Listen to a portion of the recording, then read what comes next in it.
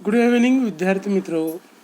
आज आपण इयत्ता 8वीचा भूगोलाचा 8वा पाठ पाहत आहोत.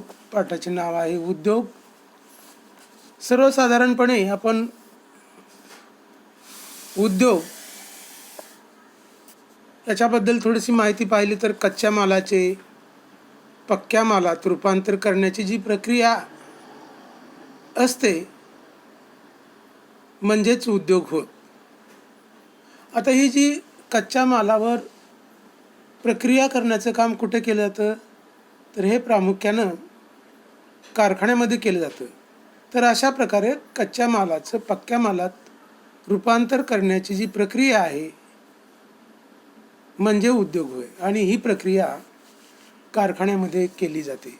आता आपण या ठिकाणी आपल्या पुस्तकाचा पेज क्रमांक पान नंबर 52 पहा. या ठिकाणी 2 उद्योग दिलेले आहेत पहा प्रामुख्याने. एक म्हणजे ऊसाचं शेत आहे किंवा ऊसाचं मोठ्या प्रमाणावरती पीक घेतलं आहे. तर तुम्हा सर्वांना माहीत आहे की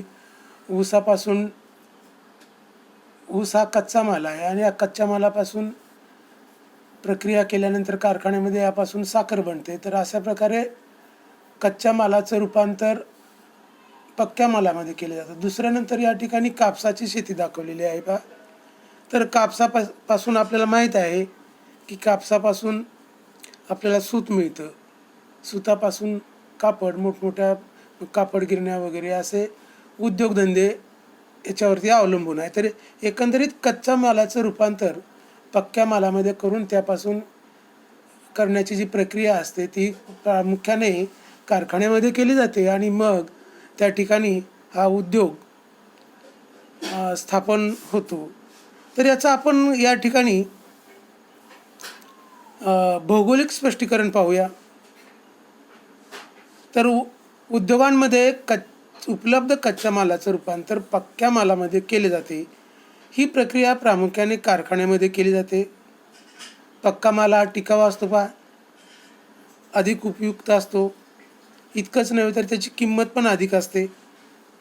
उद्योग किंवा कारखानदारी हे द्वितीयक व्यवसायात येतात. आपल्याला माहीत आहे की प्राथमिक व्यवसाय आहे, द्वितीयक व्यवसाय आहेत आणि तृतीयक व्यवसाय. तर यामध्ये प्रामुख्याने उद्योग किंवा कारखानदारी हे प्रामुख्याने द्वितीयक व्यवसायामध्ये मोडले जातात. साधन संपत्तीची उपलब्धता, विज्ञान आणि तंत्रज्ञान यामध्ये असणारी प्रगती, इतर अनुकूल घटक यांमुळे एखाद्या प्रदेशात उद्योग वाढीस लागून औद्योगिकीकरणास चालना मिळते. उद्योगामुळे माणसाच्या आर्थिक विकासाला गती मिळते. देशाचा आर्थिक विकास साधण्यास मदत होते. तर आपल्याला या ठिकाणी उद्योगाच्या स्थानिकीकरणाचे घटक कोणते आहेत याविषयीची माहिती पाहिजे आहे. तर साधारणपणे त्या ठिकाणी काय उपलब्ध असलं पाहिजे की त्या ठिकाणी आपला उद्योग स्थापन होऊ शकतो. तर उदाहरणार्थ त्या ठिकाणी मोठ्या प्रमाणावरती मजूर पुरवठा असणं गरजेचं आहे. ऊर्जा असणं गरजेचं आहे. बाजारपेठ, लोहमार्ग, महामार्ग, कच्चा माल, पाणी पुरवठा, वनप्रदेश, खनिजे इत्यादी घटक उद्योगधंद्यासाठी काय असतात, आवश्यक असतात. तर एखाद्या प्रदेशात होणारा उद्योगाचा विकास अनेक घटकावरती अवलंबून असतो. आता आपण पाहिलेला आहे कच्चा माल आहे, मनुष्यबळ आहे, नंतर उद्योगधंद्यासाठी लागणारा पाणी पुरवठा लागतो. एखादा उद्योग स्थापन करायचा म्हणले की पाणी पुरवठा असणं, पाण्याची आवश्यकता असतेच.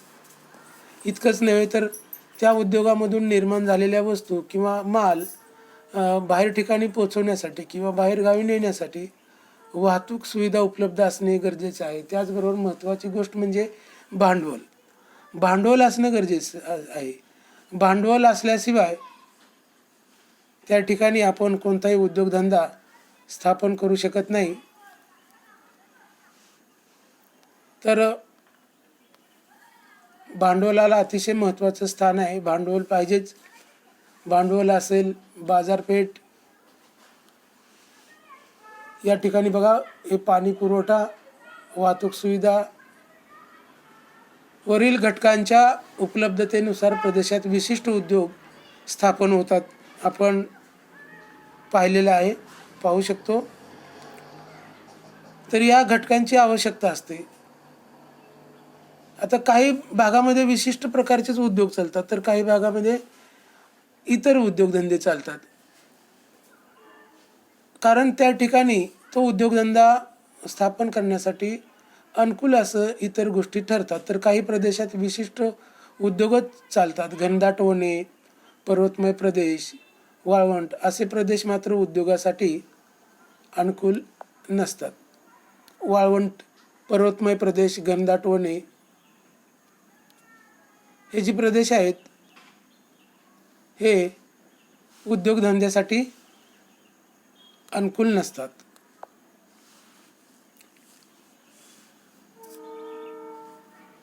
तर पहा, या ठिकाणी एक नकाशा दिलेला आहे पहा.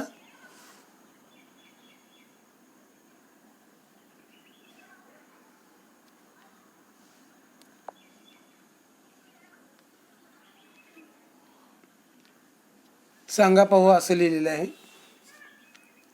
तर या नकाशाचं आपल्याला वर्णन करायचं आहे, पाहायचं आहे.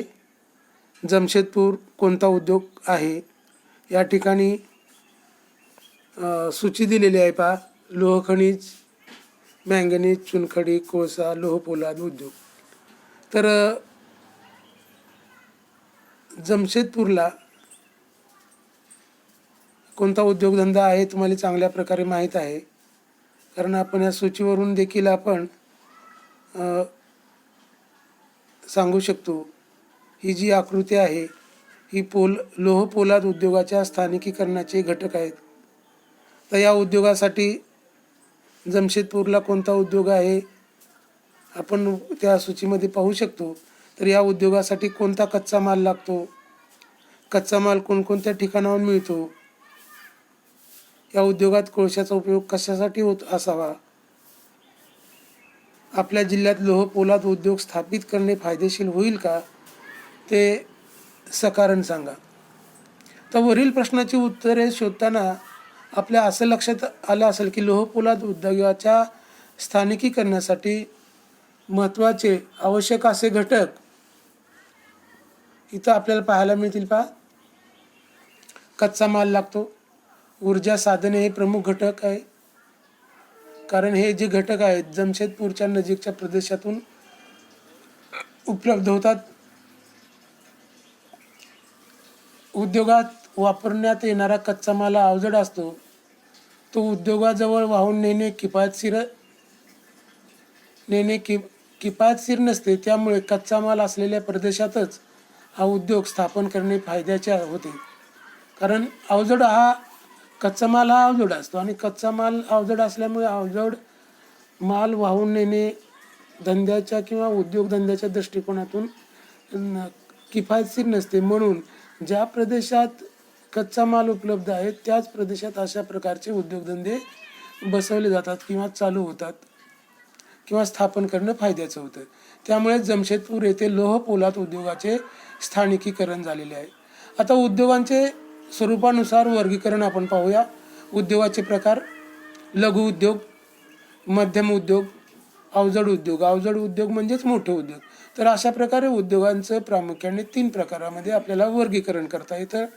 आता लघु उद्योग जो आहे, या लघु उद्योगामध्ये प्रामुख्याने मातीची भांडी बनवणे, बेकरीचे पदार्थ इत्यादी हे छोटे मोठे उद्योग या लघु उद्योगामध्ये येतात. तर मध्यम उद्योगामध्ये प्रामुख्याने फळावरती प्रक्रिया करणे किंवा फळ प्रक्रिया उद्योग, गुऱ्हाळ इत्यादी हे लघु उद्योगामध्ये येतात. तर अवजड उद्योग किंवा मोठे उद्योग याच्यामध्ये प्रामुख्याने सिमेंट, साखर, लोह पोलाद इत्यादी मोठमोठे उद्योगधंदे या अवजड उद्योग व मोठे उद्योग यामध्ये येतात. आता यानंतरचा जो भाग आहे पहा, आपण पाहिलं की एखादा उद्योगधंदा स्थापन करण्यासाठी या घटकांची आवश्यकता असते आणि हे घटक त्या ठिकाणी उपलब्ध होणे हे देखील महत्त्वाचं असतं. तर या उद्योगाच्या स्थानिकीकरणावरती कोणते घटक परिणाम करतात किंवा या उद्योग विकासावर प्राकृतिक, आर्थिक, सामाजिक व इतर अनेक घटक परिणाम करत असतात पहा. त्याच्यामध्ये विज्ञान आहे, विज्ञान आणि तंत्रज्ञान यातील प्रगती आहे पहा. प्रगती, विज्ञान आणि प्रगती, जर संपत्ती मोठ्या प्रमाणात आहे, परंतु जर त्या ठिकाणी जर विज्ञान आणि तंत्रज्ञानाचा विकास झालेला नसेल तर आपण या साधनसंपत्तीचा जास्तीत जास्त किंवा काटेकोरपणे वापर करू शकत नाही. म्हणून विज्ञान व तंत्रज्ञानामध्ये प्रगती झालेली पाहिजे. मनुष्यबळाची संख्या, गुणवत्ता, मनुष्यबळ जास्त असणं महत्त्वाचं असतं. नुसतं मनुष्यबळ जास्त असून महत्त्वाचं नसून त्या ठिकाणी त्यांच्यामध्ये स्किल्स असणं किंवा तशा प्रकारचं एज्युकेशन, शिक्षण असणंही महत्त्वाचं असतं. वाहतुकीची सुविधा, बाजारपेठा इत्यादी घटक उद्योगाच्या वितरणावरती परिणाम किंवा विकासावरती परिणाम करत असतात. आता उद्योगाचं वर्ग पाहिलं की तर भारत हा कृषीप्रधान देश आहे, त्यामुळे भारतात मोठ्या प्रमाणावरती कृषीवर आधारित उद्योगधंदे चालतात. या उद्योगाचं प्रामुख्याने आपण आता पाहिलं की 3 प्रकारामध्ये विभाजन केलं जातं. एक लघु उद्योग, नंतर मध्यम उद्योग आणि अवजड आणि मोठे उद्योग. औद्योगिक विकास अतिशय महत्त्वाचा आहे. देशातील लोकांच्या दरडोई उत्पन्नात आणि राहणीमानाच्या पातळीत वाढ होण्यासाठी देशात औद्योगिक विकास होणे आवश्यक असते पहा. देशातील औद्योगिक विकास रोजगार पातळीवर वाढ करण्यात, निर्यातीद्वारे परकीय चलन प्राप्त करून देण्यात महत्त्वपूर्ण ठरतो. औद्योगिक विकास, लोकांचं राहणीमान बदललं जातं, लोकांची गुणवत्ता वाढली जाते. इतकंच नव्हे तर देशातील औद्योगिक विकास वाढला जातो आणि निर्यातीद्वारे आपणाला परकीय चलन प्राप्त होऊ शकतं. तर आपल्या महाराष्ट्रामध्ये 1 ऑगस्ट 1962 रोजी औद्योगिक विकास महामंडळ अर्थात MIDC ची स्थापना करण्यात आली. त्यामार्फत महाराष्ट्रातील प्रत्येक जिल्ह्यात औद्योगिक क्षेत्राची निर्मिती करण्यात आली आहे. त्याद्वारे उद्योगांच्या विकासास व विकेंद्रीकरणास चालना देण्यात आलेली आहे. तर MIDC आपल्याला हा शब्द परिचयाचा आहे. महाराष्ट्र इंडस्ट्रियल डेव्हलपमेंट कॉर्पोरेशन म्हणजेच औद्योगिक विकास महामंडळ. प्रत्येक जिल्ह्याच्या ठिकाणी असतात. आता तर हे MIDC एरिया अगदी तालुक्याला सुद्धा होत आहे आणि यामुळे लोकांना मोठ्या प्रमाणावरती रोजगार उपलब्ध होत आहे. लोकांचं राहणीमान चांगल्या प्रकारचं होत आहे. त्यांच्या राहणीमानाच्या पातळीत वाढ होत आहे. इतकंच नव्हे तर त्यापासून होणाऱ्या निर्यातीपासून आपल्या देशाला परकीय चलन मोठ्या प्रमाणावरती उपलब्ध होत आहे. याचबरोबर आपल्याला काही गोष्टी हे पण लक्षात ठेवलं पाहिजे की माहिती तंत्रज्ञान उद्योगात माहिती शोधणे, माहिती मिळवणे, माहितीचे विश्लेषण करणे, माहिती संग्रहित करणे, मागणीनुसार माहिती पुरवणे इत्यादी बाबींचा समावेश येतो माहिती तंत्रज्ञानामध्ये. समाजात आता उद्योगाचं सामाजिक दायित्व काय येतं? समाजातील मोठ्या प्रमाणावर नफा कमवणाऱ्या नफ्यातील काही टक्के रक्कम समाज हितोपयोगी कार्यासाठी खर्च करणे म्हणजे समाज दायित्व होय.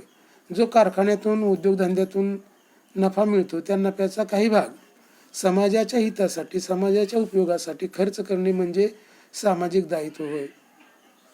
आणि या सामाजिक दायित्वामुळे परिसरातील लोकांच्या कल्याणात भर पडू शकते. त्याचबरोबर आपल्याला ही पण गोष्ट लक्षात ठेवली पाहिजे की औद्योगिक विकासामुळे झोपड्यांचे वाढते प्रमाण, स्थलांतर लोकांच्या समस्या, वाढते प्रदूषण, पर्यावरणाची हानी अशा समस्याही निर्माण होतात. औद्योगिक विकासाबरोबर समाजातील लोकांच्या कल्याणात वाढ होत आहे किंवा नाही याचा आढावा घेणे महत्त्वपूर्ण ठरते. तर या गोष्टीचा आढावा घेणे अतिशय महत्त्वाचा आहे. पर्यावरणा होणारी हानी कशा प्रकारे टळू शकेल, लोकांच्या राहणीमानात कशा प्रकारे राहणीमानाच्या दर्जात कशी वाढ होऊ शकेल, या गोष्टीचाही सारासार विचार करणे महत्त्वाचे ठरते. तर यानंतरचा जो भाग आहे आपण दुसऱ्या तासाला पाहूया. तोपर्यंत या भागावरती झालेल्या भागावरती अभ्यास करा. काही शंका असेल तर मला नंतरच्या तासाला विचारा. धन्यवाद.